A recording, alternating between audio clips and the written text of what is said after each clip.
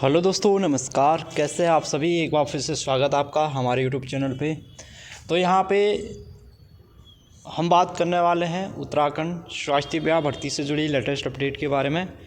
तो उत्तराखंड चिकित्सा सेवा चयन आयोग की तरफ से जो लेटेस्ट अपडेट निकल के आ रही है, यहाँ पे जो फार्मासिस्ट के पदों पे 73 फार्मासिस्ट पदों पे जो है जो वैकेंसी निकली हुई थी, जो उत्तराखंड में राजकीय मेडिकल कॉलेज हैं उसमें फार्मासिस्ट के रिक्त 73 पदों पर आयोजित अभिलेख सत्यापन के उपरांत सूचना। तो यहाँ पे 19 अक्टूबर 2024 के माध्यम से चिकित्सा शिक्षा विभाग उत्तराखंड विभाग अंतर्गत राजकीय मेडिकल कॉलेज में फार्मासिस्ट के 73 पदों पर सीधी भर्ती के माध्यम से चयन हेतु विज्ञापन जारी किया गया था। और उक्त के क्रम में वर्षवार योग्यता क्रम में जैसा कि अभ्यर्थी द्वारा डिप्लोमा में प्राप्त अंकों से प्रकट हो के आधार पर कैटेगरी सब कैटेगरी वाइज रिक्तियों की संख्या से लगभग 3 गुना अभ्यर्थियों को सम्मिलित करते हुए डॉक्यूमेंट्स वेरिफिकेशन दिनांक 6 अक्टूबर से 8 अक्टूबर प्रातः 10 बजे से कार्यालय उत्तराखंड चिकित्सा सेवा चयन बोर्ड भवन संख्या 23 लैन नंबर 3 शास्त्री नगर हरिद्वार और देहरादून में आमंत्रित किया गया था।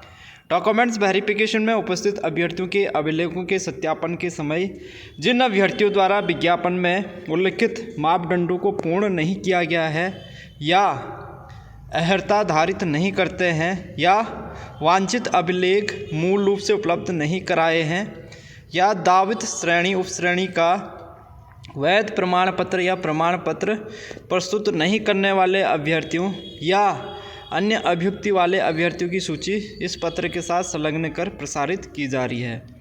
बोर्ड कार्यालय द्वारा उपरोक्तानुसार जारी अभ्यर्थियों की सूची के संबंध में यदि कोई अभ्यर्थी अपनी अर्हता या अभ्युक्ति के सापेक्ष कोई कथन लिखित रूप से देना चाहते हैं तो वे अपना प्रत्यावेदन बोर्ड कार्यालय में ईमेल ukmmssbexam@gmail.com पर व्यक्तिगत रूप से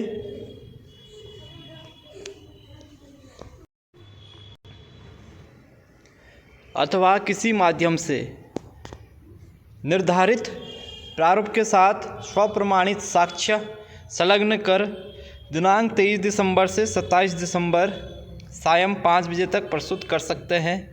परंतु यह कि ऐसे अभ्यर्थी जिन्होंने दस्तावेज मूल में प्रस्तुत नहीं किए गए हो या उपलब्ध नहीं कराए गए हों उन्हें स्वयं वांछित दस्तावेज के साथ बोर्ड कार्यालय में उपस्थित होना अनिवार्य होगा। यह अंतिम अवसर है। उक्त के पश्चात किसी भी माध्यम से प्रत्यावेदनों पर बोर्ड द्वारा विचार नहीं किया जाएगा। और यहाँ पे एक डिस्क्वालीफाई जो अभ्यर्थी हैं उनकी लिस्ट भी यहाँ पे जो है जारी की गई है।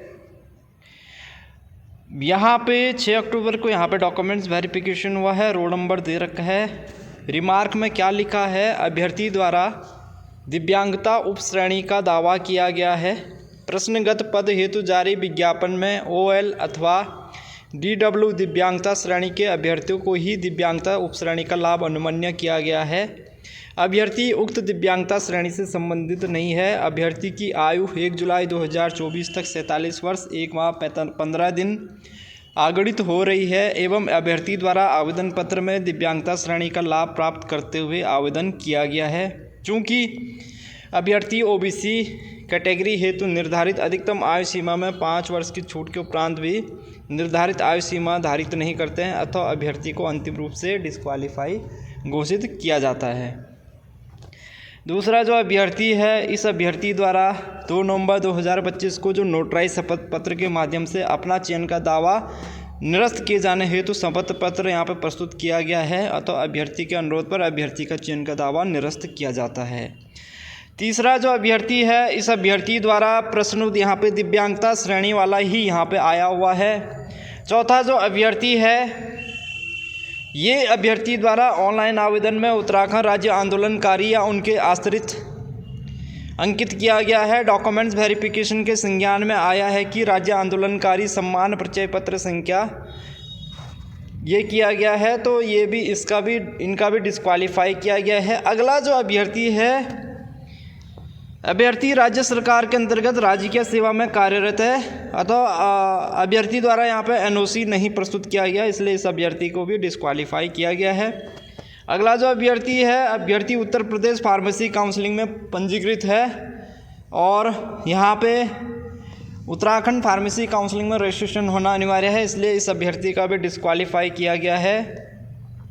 अन्य अभ्यर्थियों का भी यहाँ पे कुल 11 अभ्यर्थी हैं जिनको कि डिस्क्वालीफाई किया गया है और आयोग ने इनसे अभी प्रत्यावेदन मांगा है। अगर इनके पास में प्रमाण पत्र है अपना तो इनको प्रत्यावेदन मांगा गया है और प्रत्यावेदन लगाने के पश्चात इसकी जो तिथि दे रखी है 27 दिसंबर दे रखी है, 27 दिसंबर तक ये प्रत्यावेदन यहाँ पे लगा सकते हैं।